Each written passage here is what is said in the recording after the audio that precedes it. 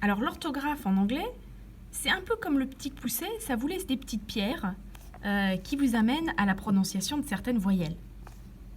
Voilà. Donc, là, on va être dans la thématique de la page 16 et 17.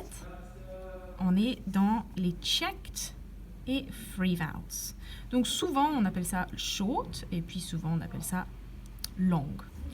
Alors, parfois, vous avez des profs qui vont appeler ça stretchy vowels et bouncy vowels, donc les voyelles qui rebondissent. Et on va avoir en fait des environnements très spéciaux qui vont déclencher soit une valeur checked, on a une voyelle entravée, ou une voyelle libre.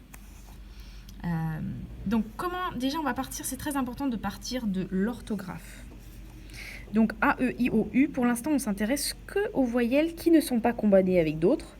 Donc on ne s'intéresse pas à mouth par exemple, ou O, U. On veut s'intéresser que juste à une voyelle à la fois.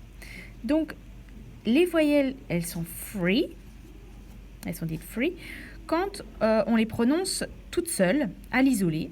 Donc le A, en fait, on dit A en anglais, A. Celui-là, on dit I.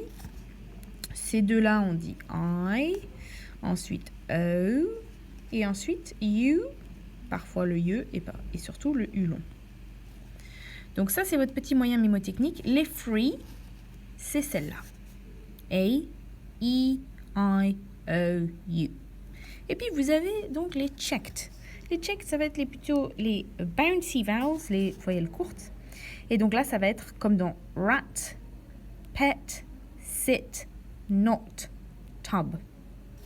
Donc on a en fait, pour le U, on a quand même plus de prononciation en A que pour celui-là. Bon, maintenant, on sait donc quelle est la sonorité des free et quelle est la sonorité des checked. Donc, je vais marquer checked. Voilà.